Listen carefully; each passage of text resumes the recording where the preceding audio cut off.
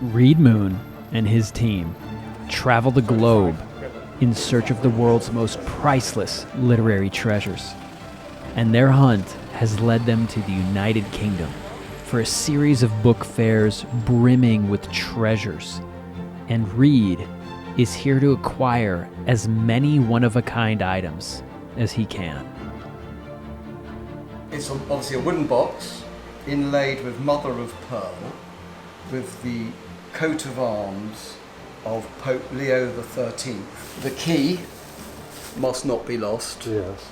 And then this velvet protection with the box. And then we have the book. It was made for the Pope Leo XIII by the Confederation of Swiss Cantons. You know, Switzerland is broken into like cantons, like states. And it was made for him and paid for by the Swiss cantons as a gift from them to the Pope. Do you like it? I really do. I really do. It's better in person than the Yeah, pictures. yeah, I know. They always are. They always are. I'm going to take it. Very good. Well, thank you very much. Not bad for $2 million. I think it's worth that. We agreed. I think that's what we agreed. I think so. Yeah, something like that. Something like But we'll work it out. We'll work it out. You have to throw in the shipping at that price. You ask a lot, Reed, but okay. So once you get to know book dealers, they get a feel for what you're looking for, and they kind of hone in, and then that's how you get these spectacular things. This was bound for the Pope, a special binding, not just a normal one, but this is over the top. It's survived 140 years, 142 years, and it is in flawless condition. I'm so excited to get that. I'll hold on to it for a while, but I have a feeling somebody's going to want this eventually, but I don't mind holding on this and making it part of my personal collection. It's that caliber. So this little area right here, you'll see tours, especially during the summer and when it's busier, Harry Potter tours. This is kind of an inspiration for Diagon Alley. So lots of cool books here, lots of tourists, but everything opens up around noon here, so we're a little early to hit things right here. Reed loves books like kids love Christmas. And like most kids on Christmas, he's up too early.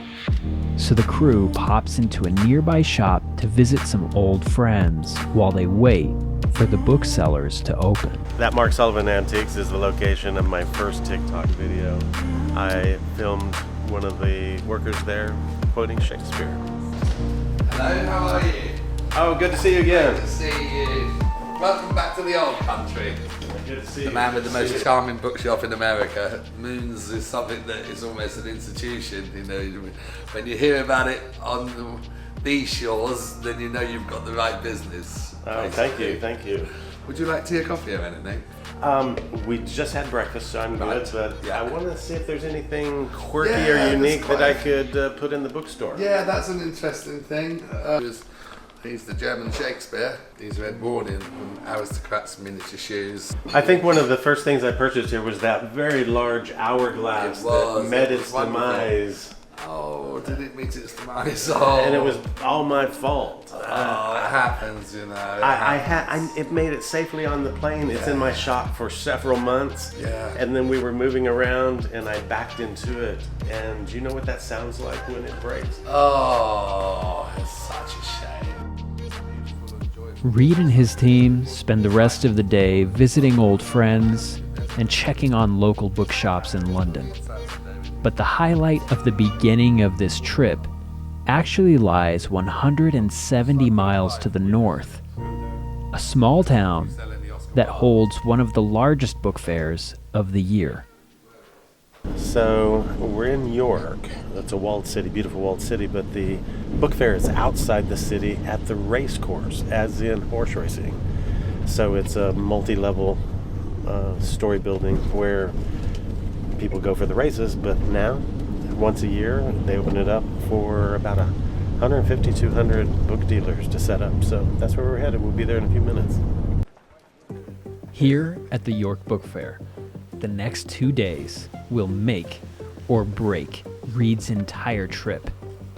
He He's here to snap up the most coveted books on the market. But there's only one Reed Moon, so his team fans out, texting pictures, titles, dates, publications, so that Reed can get a finger on the pulse of what's available so he can make his move first. While hunting for rare books, Reed is looking for the unusual, the unique, the one-of-a-kind item that no one else will have. And Peter, Reed's longtime friend and tour guide, finds something that fits that bill. I found the coolest Bible I've ever seen. Let's go take a look.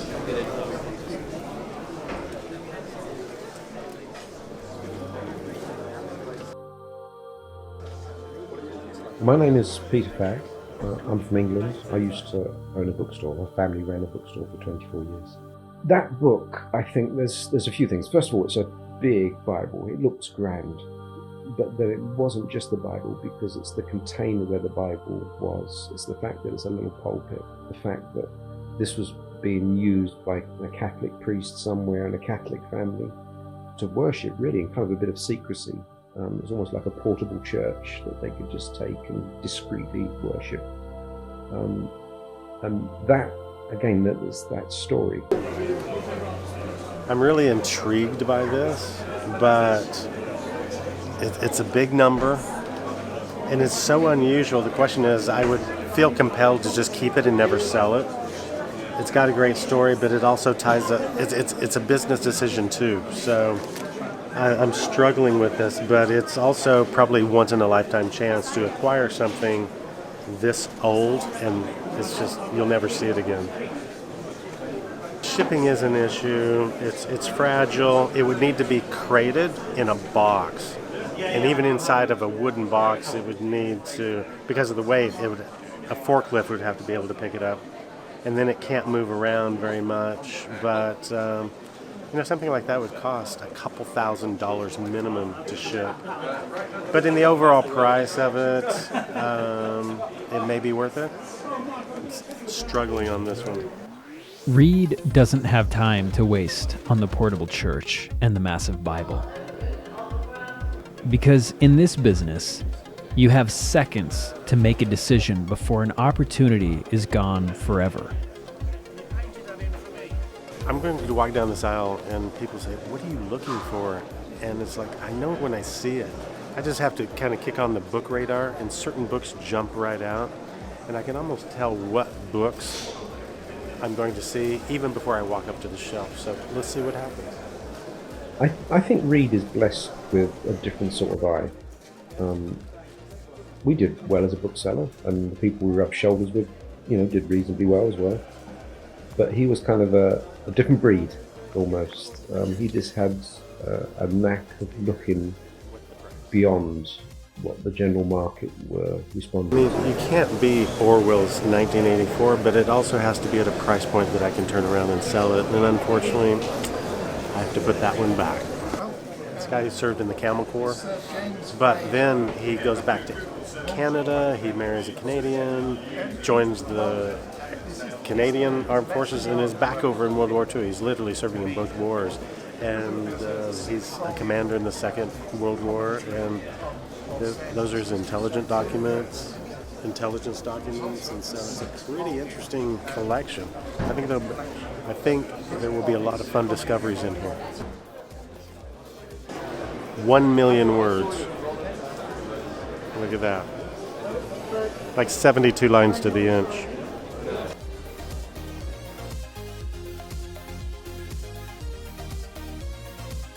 It was a good first day. Really, the first hour made this book fair already worth it. I picked up first edition Jane Austen, Northanger Abbey, and Persuasion, and a few other goodies. And then we added. I think today we filled up 4 boxes of books. So right now we're about 90 books for the first day, but we have a whole book fair next week, and we'll probably get another 50 or so tomorrow. So good day. Although Reed's first day in York was a success, still weighing heavy on his mind is the portable church and massive Bible found by Peter. Reed knows he has less than 24 hours to come to a decision before losing the opportunity to acquire this once-in-a-lifetime item forever.